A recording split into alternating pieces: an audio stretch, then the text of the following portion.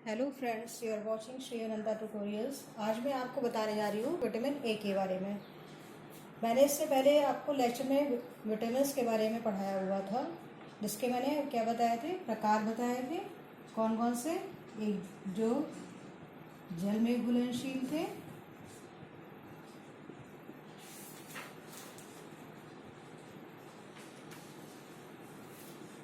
और वसा में घुलनशील थे। दो तरह के विटामिन के बारे में मैंने बताया था और इसका साथ ही साथ साइंटिफिक नेम भी दिया था। ठीक है, उम्मीद है आप लोगों ने देखा होगा, देखा भी है बहुत लोगों ने। तो उन्होंने मुझसे बोला अब सारे जो है विटामिन्स का अलग अलग मैं डिटेल में आपको बताऊं, तो मैं उसी को स्टार्ट कर रही हूँ। तो जल में घुलनशील जो होते हैं वो वाटर सॉल्युबल होते हैं, और जो वसा में घुलनशील हुए वो फैट सॉल्युबल विटामिन हुए। तो जो वाटर सॉल्युबल हुए वो कौन कौन से हुए विटामिन? मैंने डिटेल में आपको पढ़ाया हुआ है, तो ज़्यादा डिटेल में नहीं जाऊँगी। ठीक है, विटामिन बी, सी।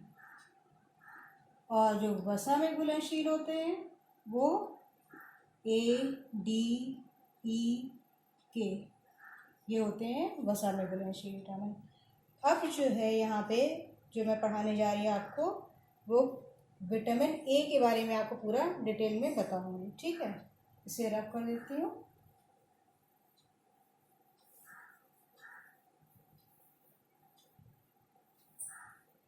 चलिए आज स्टार्ट करते हैं हम लोग विटामिन ए के बारे में।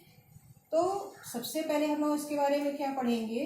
Role of vitamin A in our body. Vitamin A का क्या रोल होता है हम लोग की बॉडी में? सबसे पहले क्या होता है? Most important thing is vision. हम लोग की जो देखने में, हम लोगों की आई साइड में, हम लोगों की आई हेल्थ में सबसे ज़्यादा किसका इम्पोर्टेंट रोल होता है? विज़न का। जो हम लोगों की आँखों की रोशनी, आँखों से संबंधित जो भी प्रॉब्लम होती है वो सब विटामिन ए की कमी से होती है। ठीक है,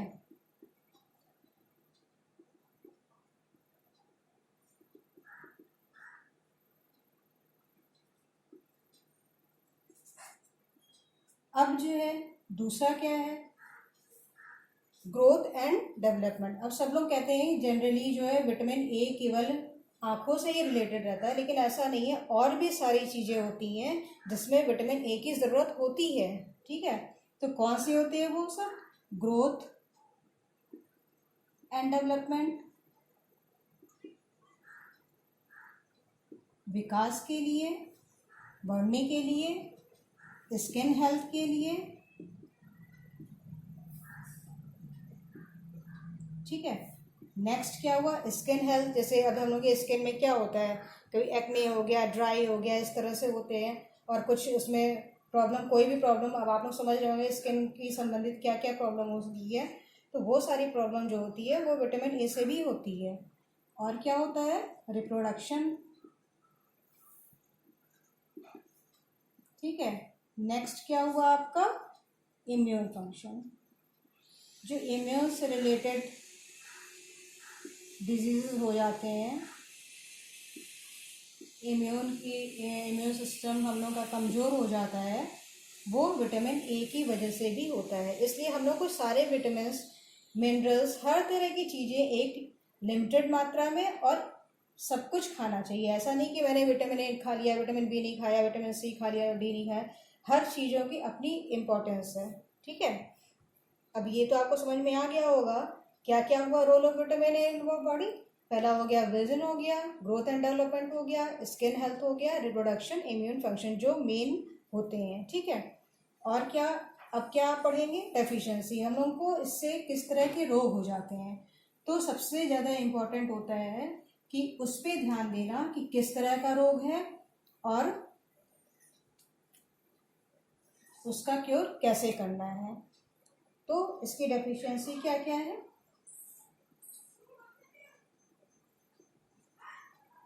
या आप ये कह सकते हैं कि कौन कौन से डिजीजेस से हो सकती हैं। कौन कौन सी डिजीज हो सकती है?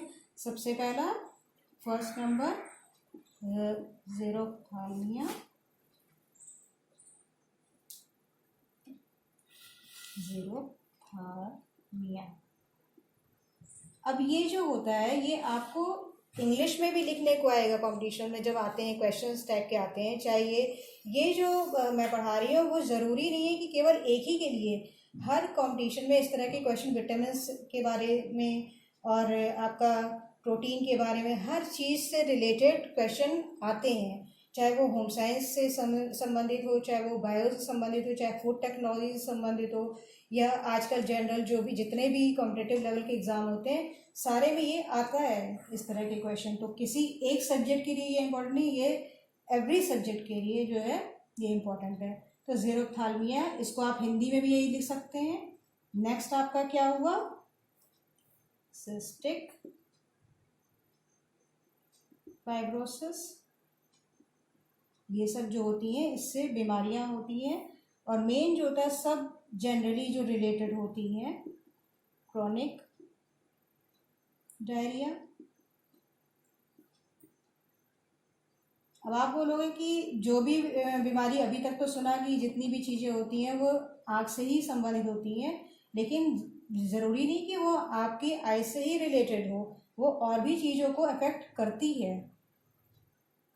बाइल डक्ट एब्स्ट्रक्शन, ठीक है। और क्या हो गया आपका? जो सिरोसिस होता है, सिरोसिस को हिंदी में भी वही लिखा जाता है, सिरोसिस भी लिखा हुआ आ जाता है, ठीक है।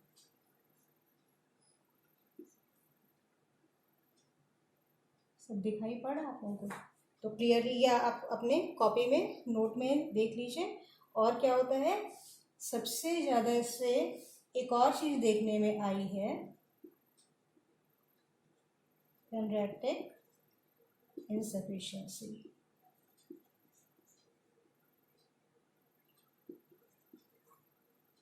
ठीक है। ये सारी जो होती हैं डिजीज़ेज जो होती हैं वो किसकी कमी से होती है? जब आप विटामिन ए को आप प्रॉपर मात्रा में नहीं ले रहे होते हैं, ठीक है। अब नेक्स्ट क्या हो गया? सिम्टम्स। हमें कैसे पता चलेगा कि हम लोग के अंदर विटामिन ए की कमी हो गई है? तो उसके क्या क्या सिम्टम्स हो सकते हैं उसको मैं आपको बताती हूँ, ठीक है। सिम्टम्स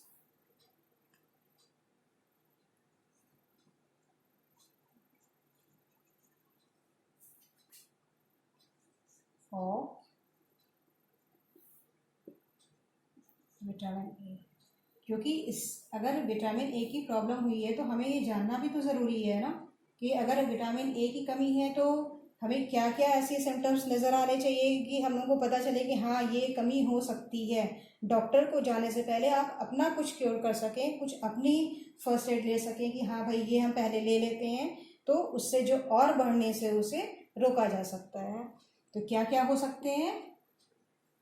स्किन में ड्राइनेस आ जाती है, जैसे ड्राई स्किन कहते हैं, और शुष्क त्वचा भी आप कह सकते हैं, ड्राई आइज हो जाती हैं, जैसे कहते हैं ना वो जो ड्राइनेस वो एक हम लोगों के जो लिक्विडिटी होती है वो ख़त्म होने लगती है, और जो चिपचिपापन होता है वो ख़त्म होता है, और सूखी सी त्वचा हो जाती है। तो आँखों के ऊपर भी इस तरह की प्रॉब्लम आती है। नेक्स्ट क्या हो गया? Night blindness. नाइट ब्लाइंडनेस से तो सभी लोग अच्छे से वाकिफ होंगे। नाइट ब्लाइंडनेस क्या हुआ ये बताइएगा आपको। नेक्स्ट क्या हुआ? एक्ने हो जाता है, और एक और प्रॉब्लम होती है